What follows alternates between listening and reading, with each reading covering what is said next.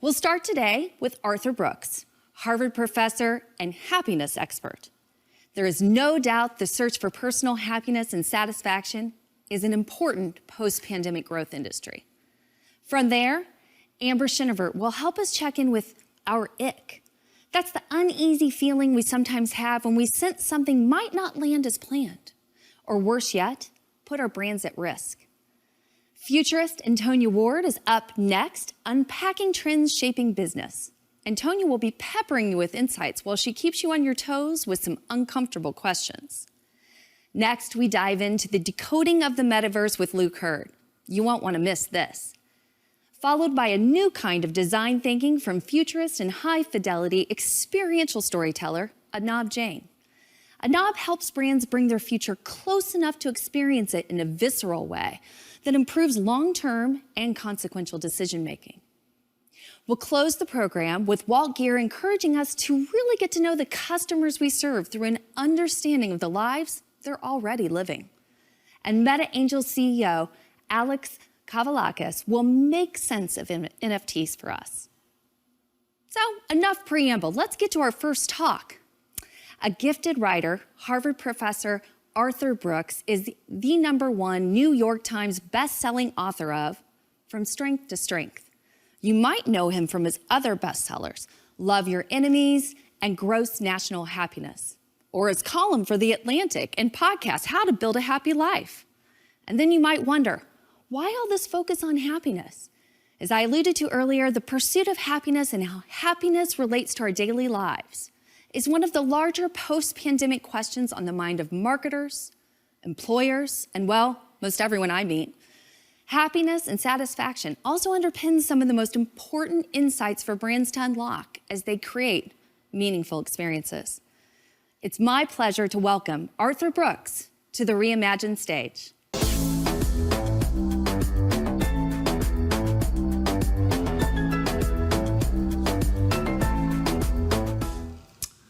I'm a professor of happiness. That might seem like a strange subject to teach, a feeling. How can you be the professor of a feeling? That's one of the things I hear a lot. And the truth is that everybody wants happiness, but most people don't really know what it is. For example, they think it's just a feeling. Well, it's not that. To understand happiness, we need to understand the science behind it. And that's what I want to talk about a little bit today. Now, when you say happiness, it's a feeling. By the way, you're not the only one who does this. I ask my students on the very first day of class, what's happiness? One by one. It's the feeling I get when, and they'll tell me something that's happy to them. And I say, that's wrong. Happiness is not a feeling any more than your Thanksgiving dinner is the smell of the turkey. That smell is an indication there's something great going on in the kitchen, but it's not the dinner itself, is it? You can define your Thanksgiving dinner in terms of ingredients or in terms of dishes, or if you're kind of scientific, you can talk about it in terms of its macronutrients. Your Thanksgiving dinner is proteins, carbohydrates, and fats. Well, happiness is more or less the same thing. It has a lot of feelings attached to it, but it isn't those feelings. It's something much deeper. It's a combination of 3 things that have been studied extensively by neuroscientists and social scientists like me. Those things are enjoyment, purpose, and satisfaction. Now, these things might seem obvious to you, but there's a lot more to them than meets the eye. Enjoyment, for example, is not just pleasure. It's pleasure plus elevation. In so doing, the good feeling you get, the pleasure that you get can migrate to a different part of your brain and be remembered and is something that you can consume with other people in bonds of love. So for example, your Thanksgiving dinner gives you pleasure when you eat it, but it becomes enjoyment when you eat it with other people that you love and you can remember it. That's one of the secrets to happiness. Likewise, purpose. It might seem straightforward, but meaning in life? Hard to find, isn't it? We're all looking for meaning in life. And furthermore, it's interesting to note that purpose and meaning, they require pain and suffering. Ironically, the secret to happiness, which includes purpose and meaning, that requires unhappiness. Unhappiness is kind of an ingredient in happiness itself. You see why this is a deep field that requires a lot of knowledge, and it's worth studying. But the most paradoxical of all is satisfaction, the hardest to attain. Satisfaction is the joy you get from a job well done. It's the reward from a project that's finished. It's the feeling you get when you get that A in a class, that promotion from your job. You've thought about it, you want it, you've worked for it, and you get it. That joy, that's satisfaction. Satisfaction is a funny thing because we think that when we get something that we want, we'll be satisfied forever. You'll finally be satisfied when you graduate from school, when you marry the person you love, when you get the house you've dreamed of, when you retire. You'll have it forever, right? Well, wrong, of course. The truth is that satisfaction is elusive. The biggest paradox of satisfaction is that we want it and we can get it, but only for a minute. The greatest rock and roll song ever sung by the Rolling Stones, according to Billboard magazine, is I Can't Get No Satisfaction, a song that's endured so much in our minds that it was the #1 Billboard hit when I was 1 year old, and I'm not that young. It's interesting that my daughter, who's 18 years old, she saw a recent video of Mick Jagger from the Rolling Stones singing I Can't Get No Satisfaction. She didn't know who he was. She just thought it was an old man dancing like a chicken and trying to sing. But she said, "This is a funny song, Dad. You really love it, don't you?" And I said, "It speaks an eternal truth." Now, the eternal truth actually isn't quite that I can't get no satisfaction. The problem is that you can get satisfaction, but you can't keep satisfaction. And that's what I want to talk about, because that's one of the great frustrations of human life, is the inability to keep satisfaction. Why is it that you work for something, you want it, you get it, and it kind of fades away quicker than you think?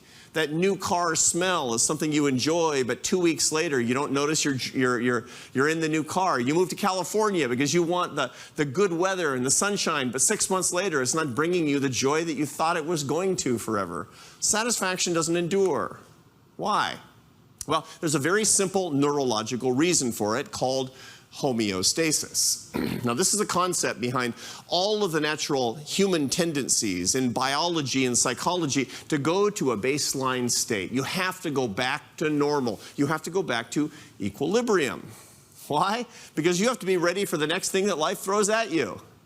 You went to the gym this morning, perhaps, and you ran on the treadmill. Your purpose was to be out of equilibrium, for your heart to go up to 140 beats per minute. That's good for your cardiovascular health. But you don't want it to stay there. If you did, when you stepped off the treadmill a week later, you'd be dead. You need your heart to go back to its baseline, to go back into homeostasis, back into equilibrium, so that you can be ready for the next set of circumstances. The same thing is true for your emotions. There are basic negative and positive emotions. The negative emotions of anger and fear and sadness and disgust, they happen to you automatically, but they don't last very long, so you can be ready for the next set of threats or things that are negative. The same thing is true for your positive emotions. Those are joy and love and interest in other things. You can't maintain those things because you have to be ready for the next set of circumstances. That's homeostasis. Now, your mind plays tricks on you because, well, I got news for you. Mother Nature doesn't care very much if you're happy.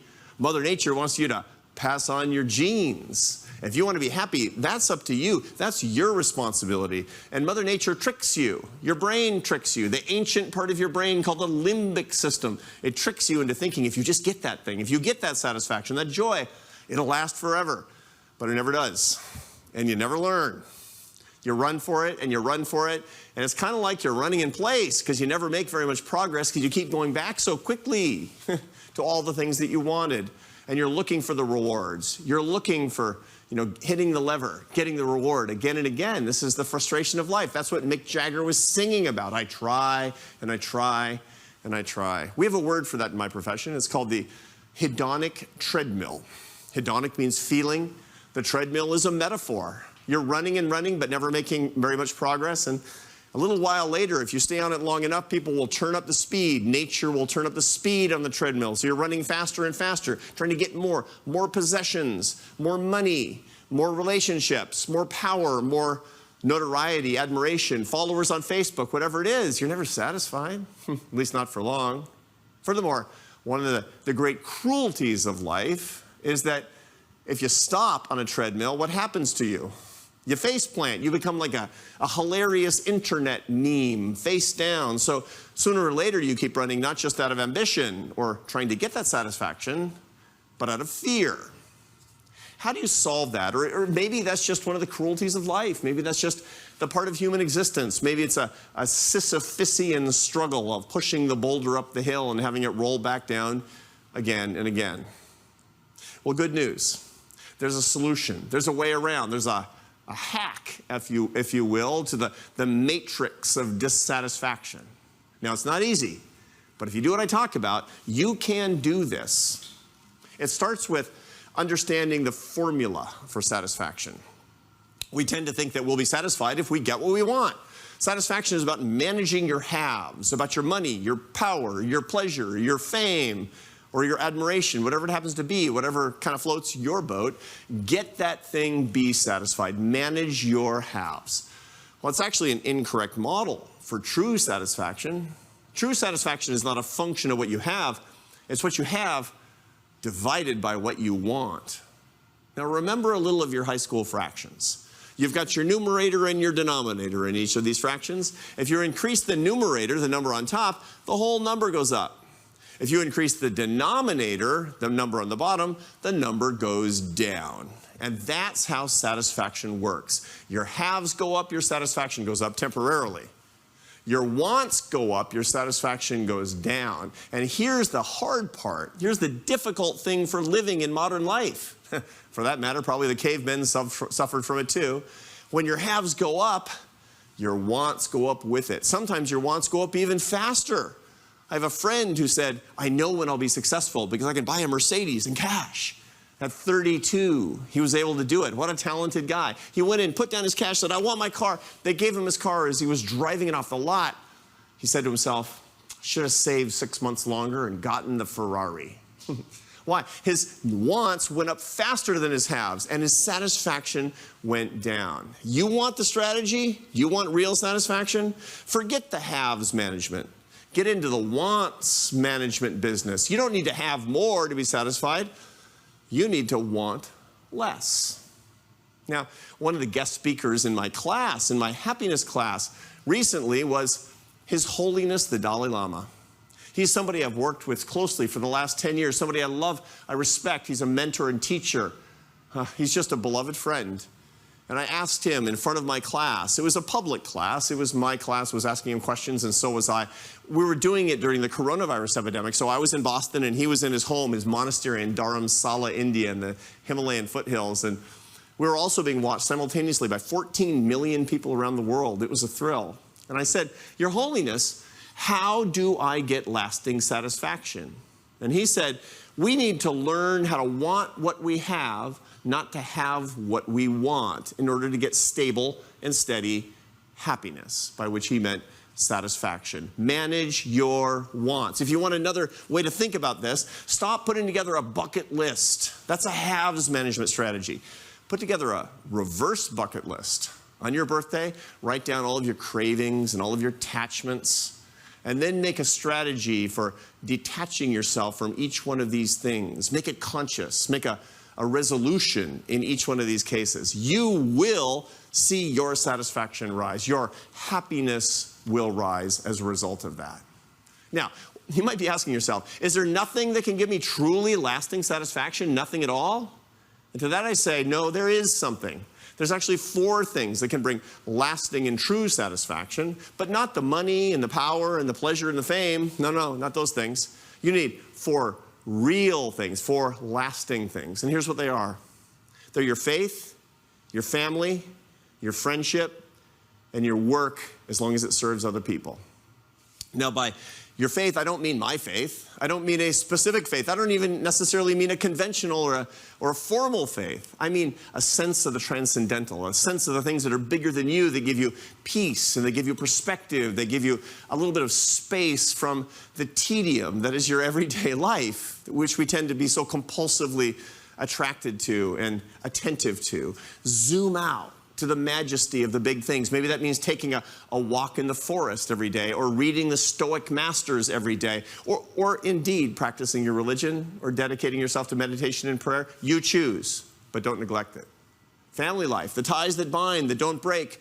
Don't let those bonds break if you can avoid it. Especially don't let them break because of ideological and political differences, because you need them for your happiness. Friendship. We have a loneliness epidemic in the United States and indeed around the world. Why? Not because we don't have people around us. We're surrounded all the time. It's because we've forgotten real friends, and we have a whole lot of deal friends. You know the difference between the two. Don't make that error. And finally, last but not least, your work. Your work is so critically important, but it's not about money, not about power, not about fame. No, no. It's about two things and two things only. Whether you're a politician or a college professor or a movie producer or an electrician or a bus driver. Two things will make your work bring you lasting satisfaction, and they are your earned success, the feeling like you're being rewarded for your hard work and merit and personal responsibility, and your service to other people. So what does this mean to us? This means to us that there are things that we can get, but we have to stop focusing on the material things that don't last so very much. And furthermore, this has a lot to tell us about our work if we're selling something to other people as well. Stop selling the satisfaction that doesn't endure, because it's not true. Start selling the things that do endure.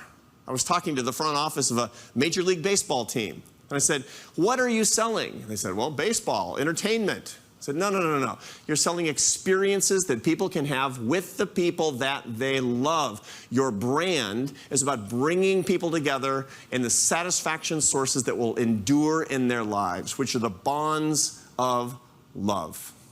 So ponder this.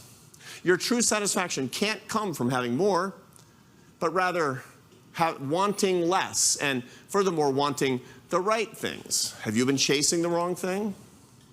What is true of us is true for our customers, true for people who are the clients of our businesses. So pass on this happiness knowledge and satisfaction knowledge to them in the way that you market, in the way that you brand, in the way that you communicate. Associate your brand with what matters the most, what brings the most solid and stable and steady satisfaction in life, the only thing that ever will, which is love.